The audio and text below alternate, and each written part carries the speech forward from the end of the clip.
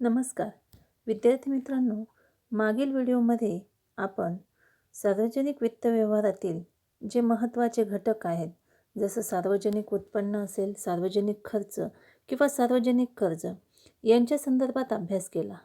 आज आपण सार्वजनिक वित्त व्यवहारातील राज्य वित्तीय धोरण या घटकासंदर्भात अभ्यास करणार आहोत.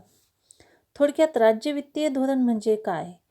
की राज्य वित्तीय धोरण म्हणजे देशाच्या अर्थव्यवस्थेचे नियंत्रण करण्यासाठी आणि त्या अर्थव्यवस्थेवर प्रभाव पाडण्यासाठी ज्याद्वारे शासन आपल्या खर्चाच्या पातळीत आणि कर दरात बदल करत असते, असे साधन म्हणजे राज्य वित्तीय धोरण होय. मग यामध्ये प्रामुख्याने देशाचं सार्वजनिक उत्पन्न असेल, सार्वजनिक खर्च आणि सार्वजनिक कर्ज या तीनही घटकांचा समावेश होत असतो. थोडक्यात काय की हे धोरण सार्वजनिक खर्च आणि सार्वजनिक उत्पन्नाशी निगडित आहेत. म्हणजेच शासनाने राबविलेले वित्तीय धोरण म्हणजेच राज्य वित्तीय धोरण होय. त्यानंतर सार्वजनिक वित्त व्यवहारातील शेवटचा जो घटक आहे तो म्हणजे वित्तीय प्रशासन होय. वित्तीय प्रशासन म्हणजे काय की शासनाच्या उत्पन्न, खर्च आणि कर्जाची सुरळीत आणि कार्यक्षम अंमलबजावणी म्हणजे वित्तीय प्रशासन होय. एकंदरीत काय की सर्वसमावेशक वृद्धी आणि स्थिरतेसाठी अंदाजपत्रकाची तयारी व अंमलबजावणी या वित्तीय प्रशासनामध्ये समाविष्ट असते. मग अंदाजपत्रकीय शासकीय अंदाजपत्रक जे आहे ते कशा पद्धतीने सुरळीत किंवा कार्यक्षम पद्धतीने बनवण्यासाठी त्यामध्ये देशाचं उत्पन्न असेल, खर्च असेल किंवा कर्ज असेल याचा सर्वांचा समावेश किंवा ताळमेळ जो आहे तो कशा पद्धतीने साधला जाईल याचा संपूर्ण अभ्यास या वित्तीय प्रशासनामध्ये केला जात असतो. मग वित्तीय प्रशासनामध्ये सर्वात प्रामुख्याने ज्याचा अभ्यास होतो ते म्हणजे शासकीय अंदाजपत्रक होय. विद्यार्थी मित्रांनो, अंदाजपत्रक हा शब्द तुमचा सर्वांच्या परिचयाचा असेल. अर्थसंकल्प हे वित्तीय प्रशासनाचे एक महत्त्वाचे साधन आहे, ज्यामुळे राज्याचे सर्व आर्थिक व्यवहार नियंत्रित केले जातात आणि आगामी आर्थिक वर्षातील अपेक्षित प्राप्ती आणि नियोजित खर्चाचे वित्तीय विवरण म्हणजे अंदाजपत्रक होय. थोडक्यात काय की अंदाजपत्रक म्हणजे काय की येणाऱ्या आर्थिक वर्षामध्ये विद्यार्थी मित्रांनो, तुमच्या माहितीसाठी की येणारा आर्थिक वर्ष हे प्रामुख्याने भारतामध्ये 1 एप्रिल ते 31 मार्च या कालावधीचे असते. त्याला आपण आर्थिक वर्ष असे म्हणतो. भारतीय राज्यघटनेच्या कलम 112 अंतर्गत शासकीय अंदाजपत्रकाची तरतूद केलेली आहे आणि भारत सरकारच्या प्रत्येक अंदाजपत्रकात 7 अंदाजपत्रकीय दस्तऐवजांद्वारे सार्वजनिक वित्त व्यवहाराच्या तपशिलाचे वर्णन केले जाते. मग हे 7 अंदाजपत्रकीय दस्तऐवज कोणते? तर त्यामध्ये प्रामुख्याने अंदाजपत्रकीय भाषण, वार्षिक वित्तीय वाचन, अंदाजपत्रकाचा सारांश, वित्त विधेयक, अंदाजपत्रकीय प्राप्ती, अंदाजपत्रकीय खर्च आणि अनुदानाची मागणी या 7 अंदाजपत्रकीय दस्तऐवजांद्वारे सार्वजनिक वित्त व्यवहाराच्या तपशिलाचे वर्णन केले जाते. म्हणजेच काय की अंदाजपत्रकामध्ये प्रामुख्याने एका आर्थिक वर्षामध्ये देशात येणारं उत्पन्न आणि खर्च, देशासाठी होणारा खर्च यांचा संपूर्णपणे अंदाज या अंदाजपत्रकामध्ये सारांश रूपाने लिहिलेला असतो. म्हणजेच एका आर्थिक वर्षामध्ये देशामध्ये कोणकोणत्या मार्गांनी उत्पन्न येणार आहे आणि देशाच्या विकासासाठी कोणकोणत्या कारणांसाठी किती प्रमाणात खर्च करावयाचा आहे याचा संपूर्ण तपशील या अंदाजपत्रकामध्ये दिलेला असतो. मग आपण सर्वप्रथम अंदाजपत्रक म्हणजे काय? अंदाजपत्रक हा शब्द, ज्याला इंग्रजीमध्ये बजेट असे म्हणतात, हा शब्द फ्रेंच भाषेतील बोगेट या शब्दापासून आलेला आहे. बोगेट या शब्दाला प्रामुख्याने चामड्याची पिशवी किंवा पॉकेट असे म्हणतात. मग अशी पिशवी की ज्यामध्ये सरकारच्या आर्थिक धोरणाविषयीचा तपशील असतो. या सर्व आर्थिक योजना किंवा वित्तीय धोरणे प्रामुख्याने सरकारी महसूल आणि सरकारी खर्चाच्या स्वरूपात असतात. विद्यार्थी मित्रांनो, आपण सर्वसामान्य भाषेमध्ये त्याला आपण अंदाजपत्रक हा जो शब्दप्रयोग वापरतो, परंतु भारतीय राज्यघटनेमध्ये अंदाजपत्रक हा शब्द कुठल्याही प्रकारे वापरात आलेला नाही. भारतीय राज्यघटनेत बजेटला किंवा सर्वसामान्यपणे अंदाजपत्रकाला केंद्रीय अंदाजपत्रक असे म्हणतात किंवा वार्षिक आर्थिक विवरण असे म्हटले जाते. थोडक्यात ॲन्युअल फायनान्शियल स्टेटमेंट, वार्षिक आर्थिक विवरण हा शब्दप्रयोग प्रामुख्याने भारतीय राज्यघटनेत अंदाजपत्रकाच्या ऐवजी वापरला जातो. विद्यार्थी मित्रांनो, हे झालं अंदाजपत्रक म्हणजे काय आणि अंदाजपत्रकामध्ये प्रामुख्याने कोणते घटक समाविष्ट असतात. तर अंदाजपत्रक प्रामुख्याने 2 प्रकारे वर्गीकरण केलेले आहे. त्यामध्ये अंदाजपत्रकात प्रामुख्याने महसुली अंदाजपत्रक आणि भांडवली अंदाजपत्रक असे 2 प्रकारे वर्गीकरण केलेले दिसून येते. मग सर्वप्रथम महसुली अंदाजपत्रक म्हणजे काय? प्रामुख्याने महसुली अंदाजपत्रकात महसुली उत्पन्न आणि महसुली खर्चाचा समावेश होत असतो. मग महसुली उत्पन्न कोणकोणत्या मार्गाने येते किंवा शासनाकडे येणारे जे महसुली उत्पन्न आहे ते कोणकोणत्या मार्गाने येते? तर ते प्रामुख्याने कर व करेत्तर उत्पन्नात येत असते. मग कर उत्पन्नात प्रामुख्याने उत्पन्न कर असेल, कंपनी कर असेल इत्यादी करांचा समावेश होतो. आणि महसुली खर्चामध्ये करेत्तर उत्पन्नात कर्जावरील जे व्याज आहे या व्याजाचा समावेश महसुली खर्चामध्ये होत असतो. त्याच पद्धतीने गुंतवणुकीवरील लाभांश, त्याच पद्धतीने राज्यांना दिलेली अनुदाने व इतर सहाय्य जे आहे या सर्वांचा समावेश महसुली खर्चामध्ये केला जात असतो. त्यानंतर दुसरं जे आहे ते म्हणजे भांडवली अंदाजपत्रक. भांडवली अंदाजपत्रकात प्रामुख्याने भांडवली उत्पन्न आणि भांडवली खर्च मांडलेले असतात. मग शासनाकडे येणारं भांडवली उत्पन्न कोणते? तर ते प्रामुख्याने मध्यवर्ती बँका असतील, लोकांकडून घेतलेले कर्ज असेल, त्याच पद्धतीने सार्वजनिक क्षेत्रातील उद्योगांच्या समभागांची विक्री करून मिळालेले जे उत्पन्न आहे याचा समावेश प्रामुख्याने भांडवली उत्पन्नामध्ये होत असतो. त्याच पद्धतीने विदेशी शासन असेल आणि संस्थांकडून मिळालेले कर्जे, विशेष ठेवी इत्यादींचा समावेश देखील भांडवली उत्पन्नामध्ये होत असतो. त्यानंतर भांडवली खर्च. भांडवली खर्चामध्ये प्रामुख्याने शासनाच्या विकास प्रकल्पातील जो खर्च आहे किंवा गुंतवणूक आहे, राज्य शासनाला शासकीय कंपन्या, महामंडळे आणि इतर घटकांना दिलेली कर्जे इत्यादींचा समावेश भांडवली खर्चामध्ये होत असतो.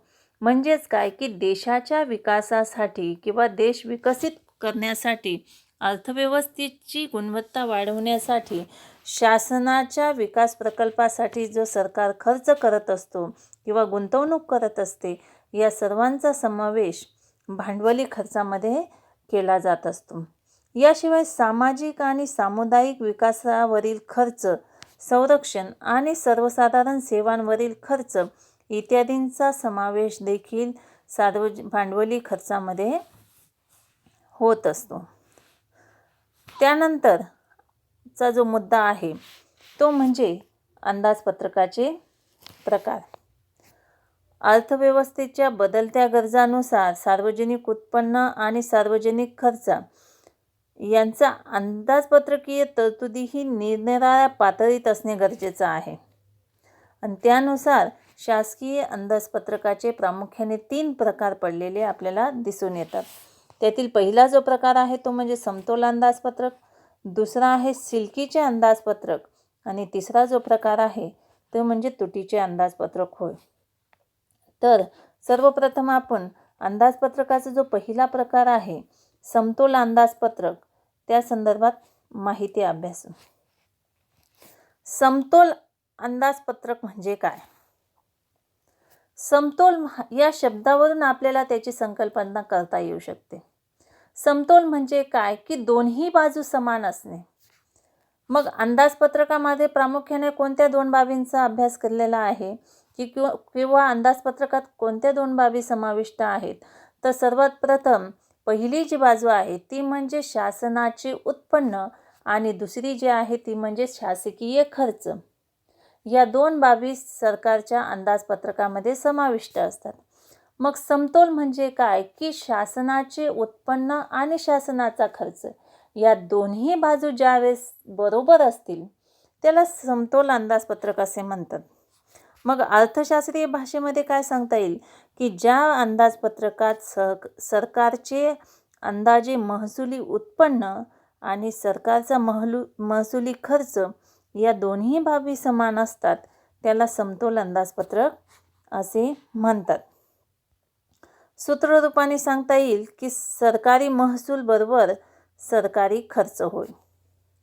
आता समतोल अंदाजपत्रकाची संकल्पना सर्वप्रथम ॲडम स्मिथ यासारख्या सनातनवादी अर्थशास्त्रज्ञांनी मांडलेली आहे. या अंदाजपत्रकाचा अर्थव्यवस्थेवरील परिणाम जो आहे तो तटस्थ असल्याचे मानले जाते. म्हणून त्यांनी हे अंदाजपत्रक सर्वोत्तम असे मानले होते. परंतु आधुनिक अर्थशास्त्रज्ञांच्या मते समतोल अंदाजपत्रकाचे धोरण अर्थव्यवस्थेसाठी नेहमीच योग्य ठरू शकते असे नाही. कारण आधुनिक शासन जे आहे ते कल्याणकारी संस्था म्हणून कार्यरत असते. म्हणून सरकारच्या उत्पन्नापेक्षा सरकारचा खर्च हा अधिक असू शकतो. कारण देशाच्या विकासासाठी सरकारचं उत्पन्न जितकं आहे त्याच प्रमाणात सरकार पैसा खर्च करत नाही, तर देशाच्या विकासासाठी किंवा विकासेतर कामांसाठी सरकारच्या उत्पन्नापेक्षा सरकार देशासाठी मोठ्या प्रमाणात पैसा खर्च करत असतो. म्हणून खर्चाची पातळी ही जी आहे ही उत्पन्न पातळीच्या प्रमाणात ठेवणे शक्य नसते. त्यानंतर दुसरं जे अंदाजपत्रकाचा प्रकार आहे तो म्हणजे सिल्कीचे अंदाजपत्रक होय. सिल्कीच्या अंदाजपत्रकात म्हणजे काय? विद्यार्थी मित्रांनो, सिल्की असणे हा शब्द तुमच्या सर्वांच्या परिचयाचा आहे. आपण सिल्की हा शब्द प्रामुख्याने पैशाच्या संदर्भात वापरत असतो की जसं आपल्याकडे आपल्या खर्चापेक्षा जर जास्त प्रमाणात आपल्याकडे पैसा असला तर आपण काय म्हणतो की आम्ही सिल्की आहोत किंवा आपण सिल्की आहोत. आपल्याकडे पुरेशा प्रमाणात पैसा आहे आणि आपण अजूनसुद्धा पैसा खर्च करायचा ठरवलं तरी आपल्याकडे रक्कम त्या प्रमाणात आहे. त्याच पद्धतीने अर्थव्यवस्थेमध्ये ज्या अंदाजपत्रकामध्ये उत्पन्न आणि खर्च या दोन बाबी असतात तर त्यामध्ये उत्पन्नाचं प्रमाण हे खर्चापेक्षा जास्त असेल तर ते प्रामुख्याने सिल्कीचे अंदाजपत्रक असे म्हटले जाते. थोडक्यात अर्थशास्त्रीय भाषेमध्ये सांगता येईल की ज्या अंदाजपत्रकात शासनाचे अंदाजे प्राप्ती ही शासनाच्या अंदाजित खर्चापेक्षा अधिक असते तेव्हा त्याला सिल्कीचे अंदाजपत्रक असे म्हणतात.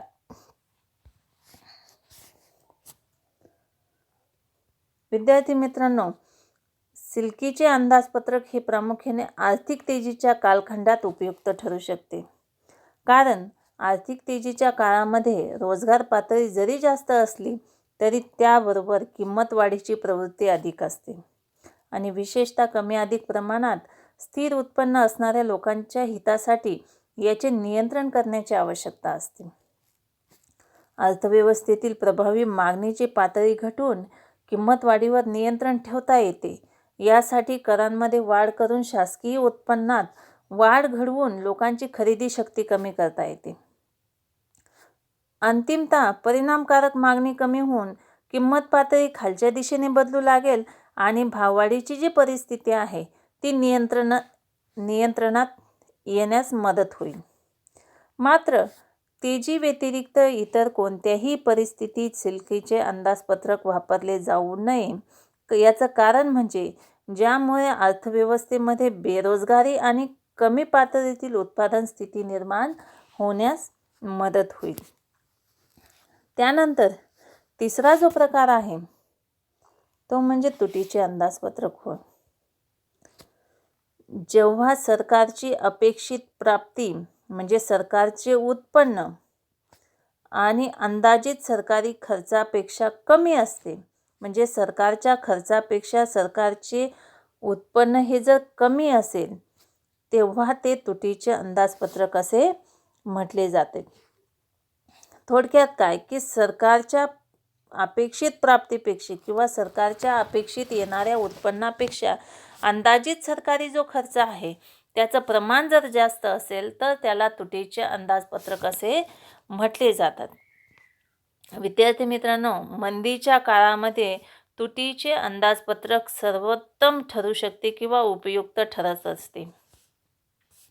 आर्थिक मंदीच्या काळात सर्वच आर्थिक व्यवहार कमी पातळीत होत असतात आणि त्यामुळे देशामध्ये बेरोजगारी निर्माण होते आणि यावर नियंत्रण करण्यासाठी कर्ज व तुटीच्या अर्थ भरण्याद्वारे शासकीय खर्चामध्ये वाढ केली जाते आणि त्यामुळे वस्तू व सेवांची प्रभावी जी मागणी आहे आणि रोजगार वाढ होईल आणि त्यातून पुढील गुंतवणुकीला चालना मिळेल.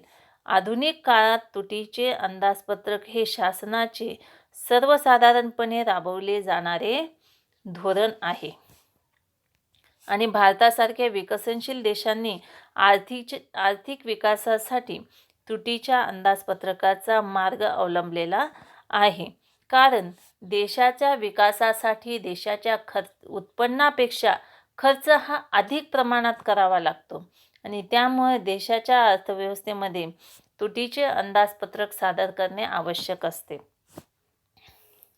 अशा प्रकारे शासकीय अंदाजपत्रक म्हणजे काय आणि या अंदाजपत्रकाचे वर्गीकरण आणि अंदाजपत्रकाचे प्रकार या संदर्भात आपण अभ्यास केला. या प्रकरणातील शेवटचा जो मुद्दा आहे तो म्हणजे अंदाजपत्रकाचे महत्त्व. विद्यार्थी मित्रांनो, भारतीय अर्थव्यवस्थेमध्ये अंदाजपत्रकाचे, ज्याला आपण वार्षिक आर्थिक विवरण असे म्हणतो, ॲन्युअल फायनान्शियल स्टेटमेंट, याचे अतिशय महत्त्वाचे स्थान आहे. देशाच्या विकासासाठी कोणकोणत्या योजना किंवा देशाचं उत्पन्न वाढवून त्या उत्पन्नाचा वापर देश विकासासाठी कशा पद्धतीने खर्च करता येईल याचा संपूर्ण सारांश या अंदाजपत्रकामध्ये दिलेला असतो. विद्यार्थी मित्रांनो, केंद्रीय अंदाजपत्रक हे अतिशय महत्त्वाचे असते कारण वेगवेगळ्या मार्गांनी त्या अंदाजपत्रकाचा लोकांवर आणि एकूण अर्थव्यवस्थेवर परिणाम होत असतो आणि कोणत्याही अंदाजपत्रकात प्रामुख्याने कर हा सर्वाधिक रोचक असा भाग असतो.